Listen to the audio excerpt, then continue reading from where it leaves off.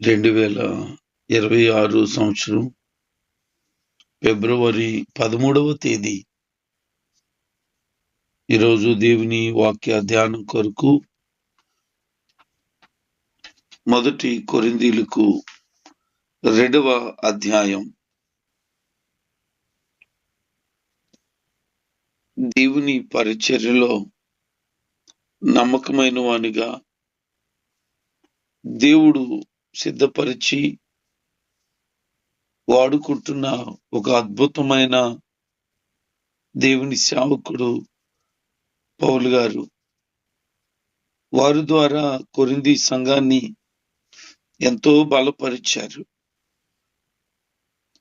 ఆ కొరింథీ సంఘంలో ఉన్నటువంటి లోపాలను ఎత్తి చూపుతూ మీరు సరి అవ్వాలని, దేవునికి దగ్గరగా ఉండాలని, ఆయన రాకడ కొరకు సిద్ధపడేవారిగా ఉండాలని కోరుకుంటున్నానని గడిచిన అధ్యాయంలో తెలియపరిచారు. అయితే ఇంకా అనేక సంగతులను వారికి బోధిస్తూ గడిచిన దినాల్లో వారి దగ్గరికి వెళ్ళినప్పుడు కలిగిన అనుభవాలను గుర్తు చేస్తూ ఉన్నారు. దేవుని యొక్క వాక్యాన్ని బోధించినప్పుడు నేను నా సొంత మాటలతో, మాటకారితనంతో నేను మీకు బోధించలేదు. నాకు ఉన్న ఉన్నత జ్ఞానం అంటే మనుషులు దేన్ని జ్ఞానం అని ఎంచుతారో అది నేను వినియోగించలేదు. కేవలము దైవికమైన జ్ఞానాన్నే నేను వినియోగించాను గాని నా జ్ఞానాన్ని కాదు అని చెప్తున్నాడు. ఎందుకంటే యేసుక్రీస్తు తప్ప, సిలువ వేయబడిన యేసుక్రీస్తు తప్ప మీ మధ్య నేను ఎవరి గురించి మాట్లాడలేదు, ఇక ఏ విషయాలు కూడా ప్రస్తావించలేదు అంటున్నాడు. కారణం ఏంటంటే ఏథెన్సు పట్టణం నుంచి కొరింథీకి వచ్చాడు ఆయన. ఏథెన్సు వారు వేదాంతానికి, జ్ఞానానికి ప్రపంచవ్యాప్తంగా గొప్ప కేంద్రమని గొప్పలు చెప్పుకునేది. అపోస్తలుల కార్యం 17వ అధ్యాయం 15వ వచనంలోను 18:1వ వచనంలోను మనం గమనించగలం. యేసుక్రీస్తును గురించిన సువార్త ప్రకటించే విషయంలో ఏమాత్రం అరమరకలు లేకుండా, ఏమాత్రం లేనిపోనివి బోధించకుండా ఎంతో ప్రాముఖ్యంగా అతడు దేవుని వాక్యాన్ని ప్రకటించడం ప్రాముఖ్యమని గ్రహించి బోధించాడు. అందుకనే మీ మధ్యలో నేను భయముతోను, బలహీనతతోను, వణుకుతోను కూడా ఉన్నాను అని. వాస్తవానికి వారంటే భయమేమి కాదు. వారంటే బాబోయ్ ఏం చేసేస్తారు నన్ను అని శారీరకంగా బాధ పెడతారని కాదు. అతని ఉద్దేశం ఏంటంటే ఏథెన్సులో ఉన్నటువంటి జ్ఞానులు యేసుక్రీస్తు గూర్చిన సువార్త పెడచెవిన పెట్టి దేవునికి దూరమయ్యారు. అలాగే కొరింథీలో ఉన్నవారు కూడా దేవుని వాక్యాన్ని అర్థం చేసుకోక లోక జ్ఞానమే గొప్పదని ఎంచుకుంటారేమో అని అతను భావించి, అతను బోధించేటువంటి విధానములో ఏదైనా పొరపాటు వస్తుందేమో, ఒకవేళ నా ప్రవర్తన వారిని ఏమైనా దేవునికి దూరం చేస్తుందేమో, అలా ఉండకూడదని ఆత్మనిర్భరం కలిగి దేవుని మీద ఆధారపడి దైవికమైన భయం కలిగి, వణుకు కలిగి ఉంటూ దేవుని వాక్యాన్ని బోధిస్తున్నాడు. అంతే తప్ప అతను మనుషులను బట్టి భయపడిపోయిన సందర్భం కాదు. ఆయన అంటాడు, ఒక మనిషి యొక్క విశ్వాసానికి ఆధారం మనుషులు కలిగిన జ్ఞానం కాదు, కేవలము దేవుని యొక్క బలమే, ఆయన యొక్క ప్రభావమే అని చాలాసార్లు మనుషులు వాళ్ళు కలిగిన జ్ఞానాన్ని బట్టి అతిశయిస్తారు. కీర్తనకారుడు అంటాడు, కొందరు గుర్రములను బట్టి రథములను బట్టి అతిశయిస్తారు, మేమైతే మా దేవుడైన యెహోవా నామమును బట్టి అతిశయిస్తాము అని. అంటే ఈ లోక సంబంధమైన వాటిని బట్టి అతిశయించే వాళ్ళు అది తాత్కాలికమైనదే, శాశ్వతము కానిదే అని గమనించలేకపోతున్నారు. ఇది ఉండిపోతుంది, ఇది కలిగి ఉంటాను అని అతిశయిస్తారు. మన అతిశయమైతే మన ప్రభువై ఉండాలి తప్ప మరొకటి ఏమీ ఉండకూడదు. దేన్ని బట్టి అతిశయిస్తావు నువ్వు? నీకున్న ధనాన్న అది శాశ్వతంగా ఉంటుందంటావా? నీకున్న బలాన్న అదేమైనా శాశ్వతంగా ఉంటుందంటావా? అందాన్ని బట్ట అదేమన్నా ఎప్పటికీ అలాగే ఉండిపోద్దంటావా? దేన్ని బట్టి అతిశయిస్తావు? బంధువులా, కుటుంబమా, నీ బలగమా, నీ ధైర్యమా? దేన్ని బట్టి? అతిశయించడానికి ఏమీ లేదు. ఎందుకంటే మనము కలిగి ఉన్నదంతా దేవుని వల్లనే. మనమే దేవుని వారమైతే దేవుని బట్టి తప్ప దేనిని బట్టి అతిశయించవద్దు. అందుకనే భక్తుడు అంటాడు, నా అతిశయము నీవే, నా ఆరాధన కూడా నీవే ప్రభువా అని. నిజం, మన అతిశయము ప్రభువై ఉండగలిగితే ఇక దేనిని బట్టి ఎప్పుడు కూడా గర్వించం. దేవుని లేఖనాలలో పౌలు గారి ఉద్దేశాలు ఆ సంఘం పట్ల ప్రభు కలిగినటువంటి వాటిని తెలియచేస్తున్నాడు. దేవుని ఆత్మచేత శక్తితో నింపబడి దైవికమైనటువంటి వారుగా ఉండాలనేది కోరుకుంటున్నాడు. చాలా మంది సరైనటువంటి దైవ సందేశాన్ని అందించక ప్రజలు మెచ్చుకునేటట్లుగా మాట్లాడుతూ దైవరాజ్యాన్ని వారి కళ్ళ ముందు కనబడేటట్లుగా చేసి దేవుని శక్తిని వారు పొందుకోకుండా చేసేస్తున్నారు. విశ్వాసంతో సిద్ధపడే ప్రసంగం చేసేవాడు జ్ఞానం, వాగ్దాటి గొప్పవని అనుకోవడం వల్ల కాదు గాని క్రీస్తులో నమ్మకం ఉంచడం మూలంగా నేనని పౌలు గారు చెప్తారు. ఒక మనిషి పాప విముక్తి నుండి విముక్తుడు కావాలి అని అంటే, పాపం నుంచి విముక్తి కావాలి అని అనుకుంటే అతడు తన సొంత జ్ఞానం మీద గాక దేవుని మీద ఆధారపడి బ్రతకాలి. అందుకని దేవుని వాక్యంలో సుస్పష్టంగా తెలియచేస్తున్న మాట ఏంటంటే, దేవుడు తన కొరకు ఏదైతే సిద్ధపరిచాడో ఆ సిద్ధపరిచినవి ఆయన ప్రేమించే వారికి ఇస్తాడు. అందుకే అవి కంటికి కనపడలేదట, చెవులకి వినబడలేదట, అసలు హృదయానికి అగోచరంగా ఉన్నాయట. ఆయన నమ్మి ఆయన ఆశ్రయించి ఆయన సన్నిధిలో సాగే వారికి దేవుడు ఎప్పుడు కూడా ఘనమైన కార్యాలు సిద్ధం చేసి ఉంచుతారు.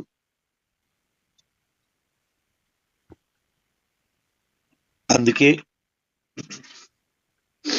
మనము దేవుని మీద నమ్మకంతో ముందుకు సాగేవారిగా ఉండాలి తప్ప అవిశ్వాసంతో వెనక్కి దిగజారే వారిగా ఉండకూడదు. ఆయన ఇంకా చెప్తూ, మేము ఏదైతే మాట్లాడుతున్నామో ఆ మాట్లాడేది దేవుని జ్ఞానం, అది మరుగై ఉన్న జ్ఞానం. ప్రపంచం అంతా కూడా దేవుని జ్ఞానం కొరకు వెతకాలి అని ఆయన కోరుకుంటున్నాడు. ఈ లోకంలో ఉన్నవారు వారు కలిగిన వాటిని బట్టి మేము లోక సంబంధమైన జ్ఞానాన్ని కలిగి ఉన్నామని భావిస్తారు. వాళ్ళ జ్ఞానం వ్యర్థమని చెప్తున్నాడు. అందుకే ఈ లోక జ్ఞాని ఏమాయను, ఈ లోక తర్కవాది ఏమాయను. ఈ లోక జ్ఞానం ఏం చేస్తుంది?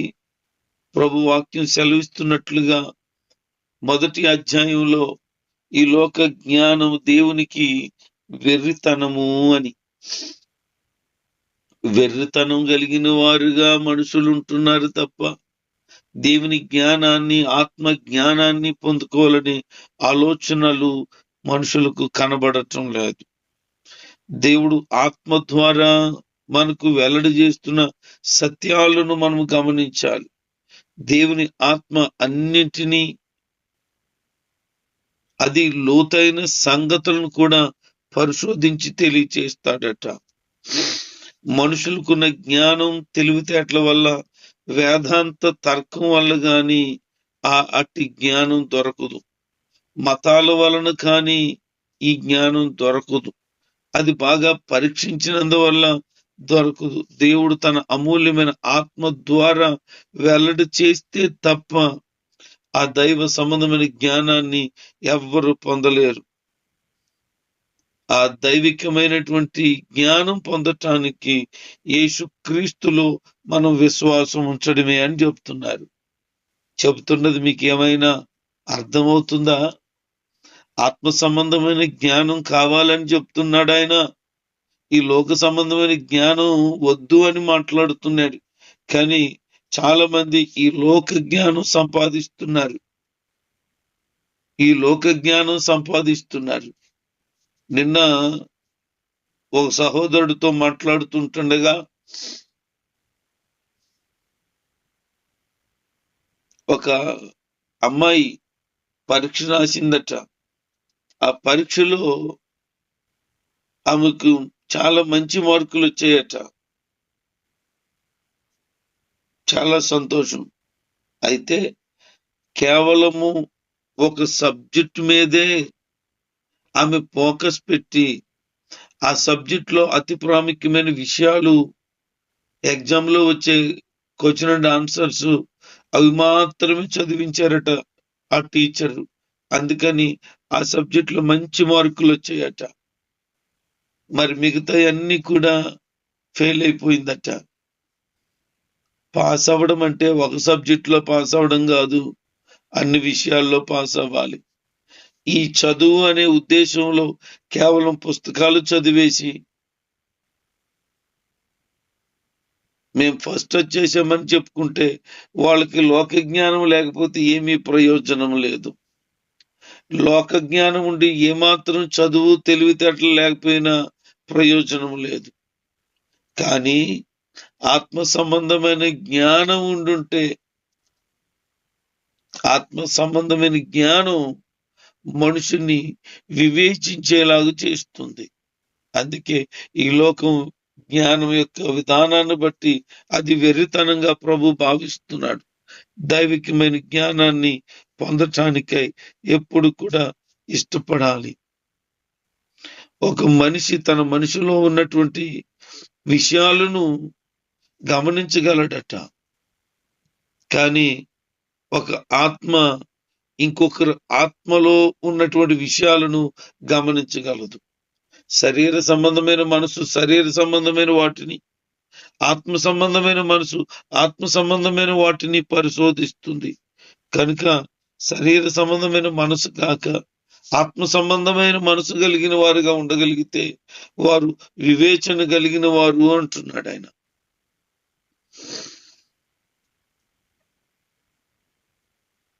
దేవుడు మనకు ఉచితంగా అనుగ్రహించిన వాటిని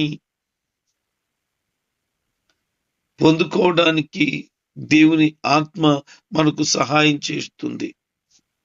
ఆధ్యాత్మికమైన విషయాలు ఆధ్యాత్మికమైన వాటితో పోలిస్తే మానవ జ్ఞానం మాత్రం నేర్పు మాటలతో కాక దేవుని ఆత్మ నేర్పు మాటలతో వాటిని చెప్పడానికి బాగుంటుంది అంటున్నారు. సహజసిద్ధమైనటువంటి మనిషి ఆత్మ సంబంధమైన జ్ఞానాన్ని పొందుకోవాలని తెలివి తక్కువ వారిగా ఉండకూడదు అని ఆధ్యాత్మికంగా మాత్రమే మనము సంసిద్ధపరచబడాలని బోధిస్తూ ఉన్నాడు. అంటే ఒక క్రైస్తవునికి జ్ఞానం ఎంత ముఖ్యమో గమనించండి. ఆత్మ సంబంధమైన జ్ఞానం కావాలి. ఏదైనా ఒక కార్యాన్ని తలపెడుతున్నామంటే దాని కొరకై జ్ఞానాన్ని కలిగి ఉండాలి. నేను ఒక ప్రాంతంలో సువార్త వీడియో చూశాను. ఆ వీడియో ఒక వ్యక్తి వికృతమైనటువంటి పదజాలంతో చాలా అసభ్యకరంగా సువార్త ప్రకటిస్తున్న ఇద్దరిని తిడుతున్నాడు.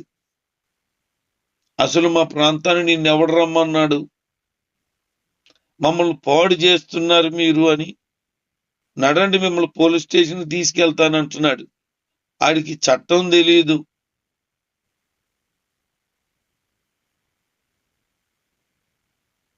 అందుకనే వాడు అలా మాట్లాడుతున్నాడు.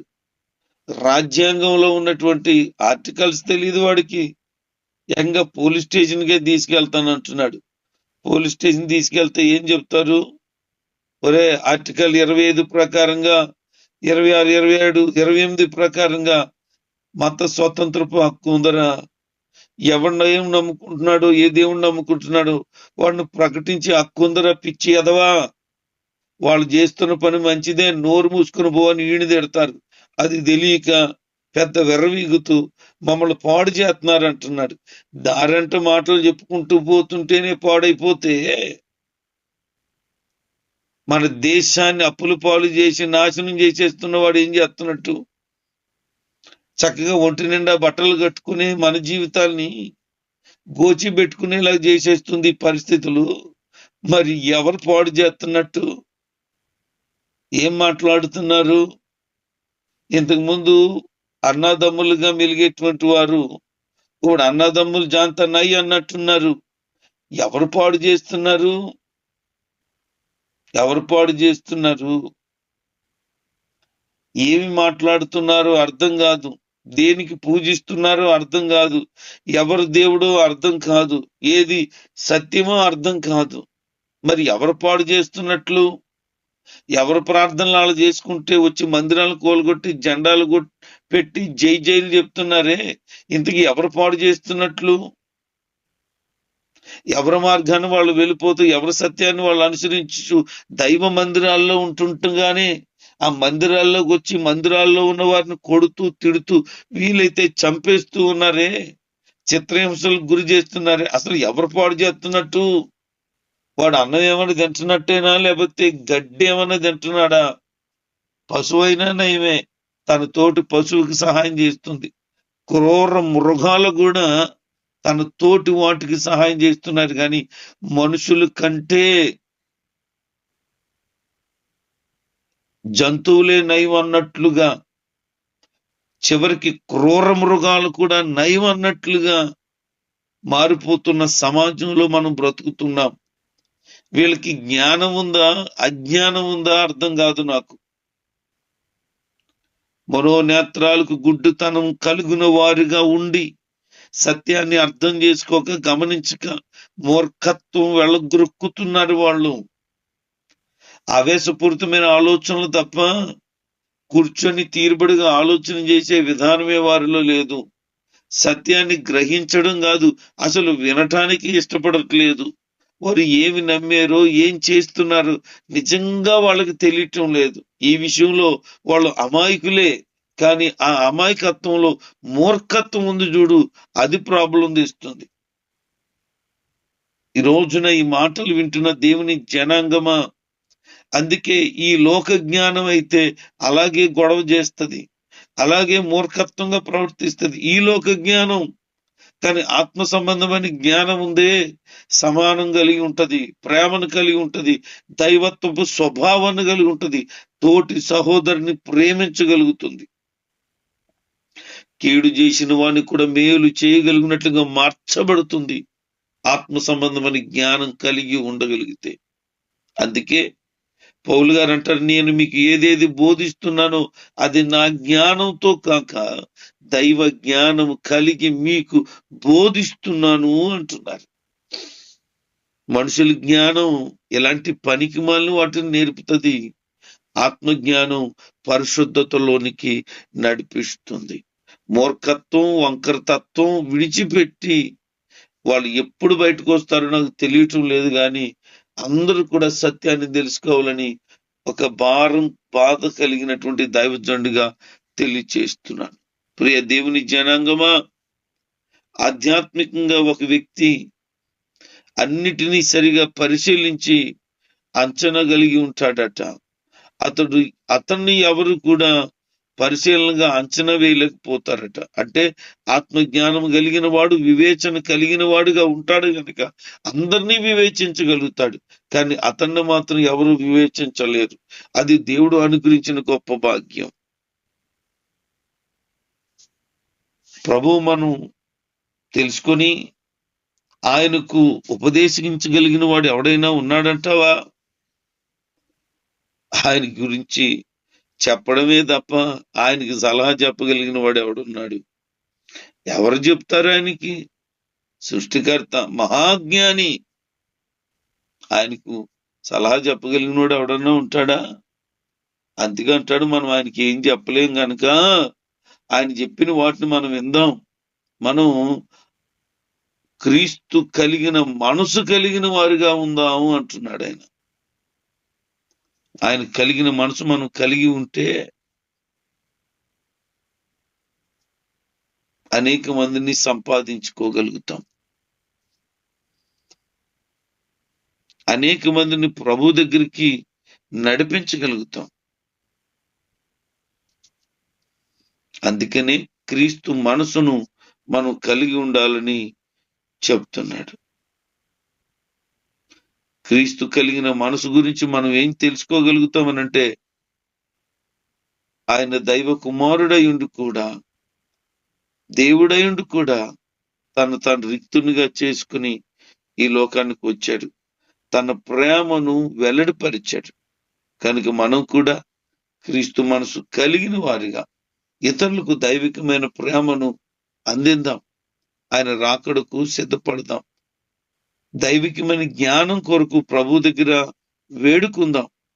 అట్టి కృప, అట్టి భాగ్యం విశ్వసించిన వారందరికీ ప్రభువు నిండారుగా అనుగ్రహించునుగాక. ఆమేన్.